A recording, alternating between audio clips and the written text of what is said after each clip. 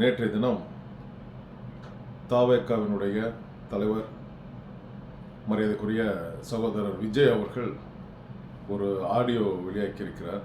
அந்த ஆடியோவில் ரொம்ப நேர்மையானவர் போன்றும் அவருக்கும் இந்த 41 படுகொலைக்கும் எந்த ஒரு தொடர்பும் இல்லாததை போன்றும் அவர் மக்களிடத்தில் பேசியிருக்கிறார்.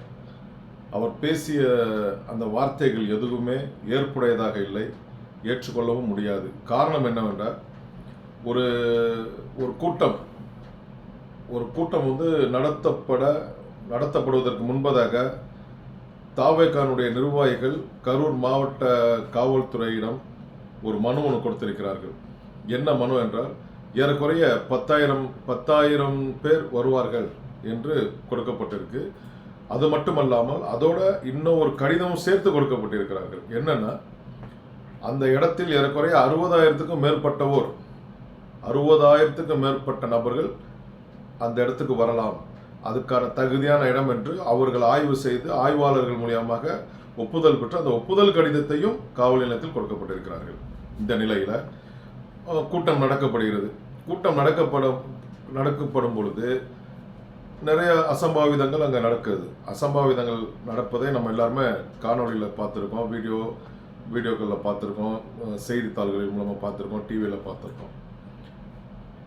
முழுக்க இந்த கூட்டத்தில் ஏற்பட்ட இந்த சம்பவம் என்பது திட்டம் தீட்டி இந்த சம்பவம் நடத்தப்பட்டதாக தான் தெரிகிறது. இது வந்து ஏதோ சாதாரணமாக நடக்கப்பட்ட சம்பவமாக தெரியப்படவில்லை. இது ஒரு பின்னணியோட ஒரு தேவையின் காரணமாக திட்டமிட்டு நடத்தப்பட்ட 41 படுகொலை செய்திருக்கிறார்கள். திட்டமிட்டு நடத்தப்பட்டு 41 படுகொலை செய்திருக்கிறார்கள். அதனால தான் இன்னைக்கு வந்து தமிழ்நாடு அரசு ஒரு வழக்கு பதிவு செஞ்சுருக்காங்க. அந்த எஃப்ஐஆரை பார்த்தோன்னா அதில் ரொம்ப தெளிவாக சொல்லியிருக்காங்க. எஃப்ஐஆரில் வந்து நடந்தது என்ன, நடத்திய விதங்கள், அந்த கூட்டம் நடந்த விதங்கள் எல்லாத்தையுமே ரொம்ப தெளிவாக எஃப்ஐஆரில் குறிப்பிடப்பட்டிருக்கு. அந்த எஃப்ஐஆரை படித்து பார்த்தா எல்லாருக்குமே ரொம்ப தெளிவாக தெரியும். இந்த வழக்கை பொறுத்த வரைக்கும் சகோதரர் விஜய் அவர்களை சரியாக திட்டமிட்டு ஆதவ அர்ஜுன் அவர்கள் வந்து சிபிஐயிடம் மாட்டிவிட முயற்சிக்கிறார். ஆதவ அர்ஜுன் அவர்கள் என்ன சொல்றாருன்னா, இப்போ வந்து உயர் நீதிமன்றத்தில் வந்து ஒரு வழக்கு பதிவு செஞ்சிருக்காரு. அதை வந்து சிபிஐ விசாரிக்கணும்னு சொல்லி ஒரு வழக்கு பதிவு செய்கிறாருன்னா, ஏற்கனவே வந்து இன்னொரு வழக்கில் வந்து சிபிஐட்ட ஏன் கொடுத்தீங்கன்னு பேட்டி கொடுத்துருக்காரு. இதே ஆதவ அர்ஜுன் இன்னொரு வழக்கில் தமிழ்நாடு அரசு சிபிஐட்ட கொடுக்கும் பொழுது அதுக்கு என்ன சொல்கிறாருன்னா, சிபிஐட்ட ஏன் கொடுக்குறீங்க, 5 வருஷம் ஆகும், அப்புறம் அது ஒன்றுமே இல்லாமல் போயிடும். இதுக்கு முன்னால் கொடுக்கப்பட்ட அந்த வழக்குகள்லாம் அந்த மாதிரி தான் நீர்த்து போயிருக்கிறதுன்னு ஆதவ அர்ஜுன் எங்கே சொல்கிறாரு, இன்னொரு பேட்டியில் சொல்கிறாரு. ஆனால் இன்னைக்கு என்ன சொல்கிறாருன்னா, இவர் சம்மந்தப்பட்ட பிரச்சனைகளை ஆதவ அர்ஜுன் எங்களுக்கு சிபிஐ விசாரணை வேணுங்கிறாரு. அப்போ நோக்கம் புரிகிறதா? அந்த நோக்கம் வந்து என்னன்னா, நீர்த்து போக வேண்டும், இந்த வழக்கு ஒன்றுமே முடிவடையாமல் கிடக்கப்பட வேண்டும் என்பதில் ஆதவ அர்ஜுன் தெளிவாக இருக்கிறார். இரண்டாவதாக பார்த்தோம்னா, சிபிஐ கைக்கு இந்த வழக்கு போனதுன்னா விஜயனுடைய குடிவு யார் கையில் இருக்கும்? அமித்ஷா கையில் இருக்கும். இதோடைய திட்டம் என்னன்னா, எடப்பாடி, செங்கோட்டையன், டிடிவி தினகரன் வரிசையில் நம்மளுடைய விஜய் அவர்களுக்கும் ஒரு சேரை போட்டு அமித்ஷா முன்னால் அமர வைப்பதற்கான திட்டம் தான் இது. அதனால இது வந்து முழுக்க திட்டம் தீட்டி செய்யப்பட்ட ஒரு 41 படுகொலை. முழுக்க விஜய் அவர்கள் இதுக்கான பொறுப்பேற்க வேண்டும். 10,000 பேர் வருவதாக நீங்கள் எழுதி கொடுத்துருக்கிறீங்க. 60,000 பேர் வரைக்கும் அந்த இடத்துக்கு வரலாம்னு சொல்லி நீங்கள் ஒரு பெரிய நிபுணர்கள்ட்ட எழுதி வாங்கி கொடுத்துருக்கிறீங்க, ஆய்வாளர்கள்ட்ட. சரி, நீங்கள் நீர் அவங்களுக்கு கழிப்பறை வசதி செஞ்சு வச்சிங்களா? இல்லை அவங்களுக்கு வந்து தண்ணி குடிப்பதற்கு நீர் கொடுப்பதற்கான வசதிகள் செஞ்சு வச்சிங்களா? உணவுக்கான வசதிகள் செஞ்சு வச்சிங்களா? பாதுகாப்புக்கு நீங்கள் ஏதாச்சும் வலியுறுத்தி இருக்கிறீங்களா? உங்களுடைய தொண்டர்கள் யாராச்சும் வந்து ஒரு விதிமுறைகளை விதித்து நீங்கள் அவங்க கிட்ட கொடுத்துருக்கீங்களா? எதுவுமே இல்லையே. ஒன்றுமே செய்யாமல் இப்போ என்ன கேட்குறீங்கன்னா, செந்தில் பாலாஜி எப்படி வந்தாருன்ட்டு. ஏன்னா இப்போ ஒரு நீதிபதியின் தலைமையில் வந்து ஒரு குழு விசாரணை குழு தமிழ்நாடு அரசு நியமிச்சிருக்காங்க. ஆனால் அதை எதிர்த்து நீங்கள் என்ன பண்ணுறீங்கன்னா, தமிழ்நாடு அரசு விசாரிக்கக்கூடாது, இது வந்து தமிழ்நாடு அரசுடைய சதின்னு சொல்லி பழிய தமிழ்நாடு அரசு மீதும் மரியாதைக்குரிய சகோதரர் செந்தில் பாலாஜி மீதும் நீங்கள் வந்து பழியை சுமத்திட்டு தப்பிக்க பார்க்குறீங்க. என்னைக்கு வந்து நீங்கள் தப்பிக்க முடியாது, நீதியின் முன்பு நிறுத்தப்படுவீங்க. அது மட்டும் இல்லை, யாதவார்ஜுன் அவர்களே நல்லா நீங்கள் யோசிச்சு பாருங்கள். நீங்கள் உங்களுடைய பின்னணியில் தான் முழுக்க இது நடப்பதாக எல்லாருமே சொல்கிறாங்க. யாதவார்ஜுனுடைய பின்னணியில் தான் இது முழுக்க நடைபெற்று கொண்டு இருக்கிறது. இது ஆதாரங்கள் கேட்குறீங்க. இப்போ என்ன சொல்கிறீங்கன்னா, நீதிமன்றத்தில் போயிட்டு யாதவார்ஜுன் சொல்கிறாரு, எங்களுக்கு வந்து அந்த சிசிடிவி ஆதாரங்கள்லாம் வேணும். நீங்கள் அதெல்லாம் கவலையே பட வேணாம்.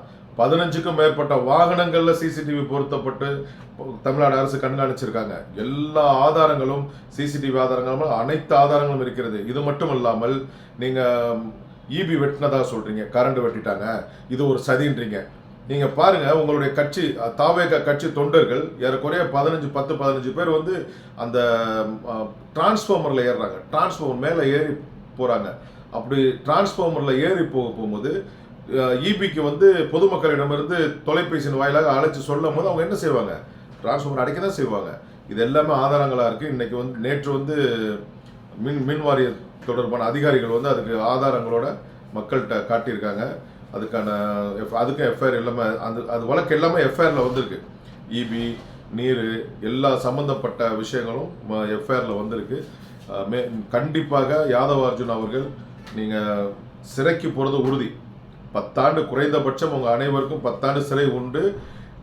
யாதவார்ஜுன் அவர்களே, நீங்கள் உங்கள் நிர்வாகிகள் வந்து இன்றைக்கு இருக்கிற சூழ்நிலையில் விஜய் அவர்கள் பேர் இன்னைக்கு இல்லைனாலும் எஃப்ஐஆரில் சார்ஜ் ஷீட்டில் விஜய் அவர்கள் நிச்சயமாக உள்ளே வருவார்.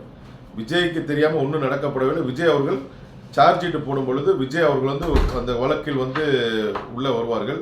இந்த சூழ்நிலையில் நேற்று சீமான் அவர்கள் என்ன வந்து ஒன்று சொல்லியிருக்காங்க. என்ன சொல்லியிருக்காங்கன்னா, தம்பியை வந்து தொட்டு பாருங்க, தம்பியை வந்து நீங்கள் அரெஸ்ட் பண்ணி பாருங்க அப்படின்லாம் சீமான் அவர் பேசியிருக்காங்க. சீமான் அண்ணன் அவர்களை, இதே சீமான் அவர்கள் தான் ஒரு 10 நாளைக்கு முன்னால் மதுரை மாநாட்டில் சொன்னீங்க, டிவிக்கே வந்தீங்க. டிவிக்கு எதுக்கடா எவ்வளோ பேர் வாரீங்கன்னு கேட்டீங்க. எந்த அளவுக்கு விஜய் அவர்களை கேவலப்படுத்த முடியுமோ கேவலப்படுத்திட்டு இன்றைக்கு நீங்களும் அவருக்கு சேர்ந்து முட்டு கொடுப்பது மிக தவறு. மரியாதைக்குரிய அண்ணன் சீமான் அவர்களை, யாராக இருந்தாலும் நீதியின் முன்பு நிறுத்தப்பட வேண்டும். கொல்லப்பட்டவர்கள் அப்பாவி பொதுமக்கள். இதில் முக்கியமான விஷயம் என்னன்னா, கொல்லப்பட்டவர்கள் அப்பாவி பொதுமக்கள், அவர்களுக்கான நீதி கிடைக்கப்பட வேண்டும். குற்றவாளிகள் நீதி முன்பு நிறுத்தி அவர்களுக்கு குறைந்தபட்சம் 10 ஆண்டுகளுக்கு மேலே வழக்கு பதிவு பண்ணதுனால 10 ஆண்டுகளுக்கு மேலே அவர்களுக்கு தீர்ப்பு கிடைக்கும். அவர்கள் சிறை செல்வதற்கு யாராலும் தடுக்க முடியாது. அவர்கள் சிறை செல்வதை யாராலும் தடுக்க முடியாது. ஏன்னா அனைத்து ஆதாரங்களும் தமிழ்நாடு அரசிடம் இருக்கிறது. அனைத்து ஆதாரங்களும் தமிழ்நாடு காவல்துறையிடம் இருக்கிறது. காவல்துறை ரொம்ப கரெக்டான ஆதாரங்களின் அடிப்படையில் தான் வழக்கு பதிவு செஞ்சுருக்காங்க.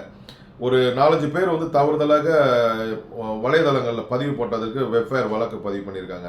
அதுக்கு வந்து யாதவார்ஜுன் அவர்கள் வந்து சொல்கிறீங்க, இந்த அதெல்லாம் வந்து ஜான்சி போராட்டம் மாதிரி ஒன்று வேணும்னு, நீங்கள் இன்னொரு கலவரத்தை உண்டாக்க முயற்சிக்கிறீங்கன்னு எல்லா தலைவர்களும் பேசிக்கிறாங்க. பொதுவாக எல்லா இடத்துலையும் பேசப்படுகிறது. யாதவார்ஜுன் அவர்களே, நீங்களும் உங்களுடைய மாமனாரும் ஏற்கனவே ஈடியோட கூட்டணியில் இருக்கிறீங்க.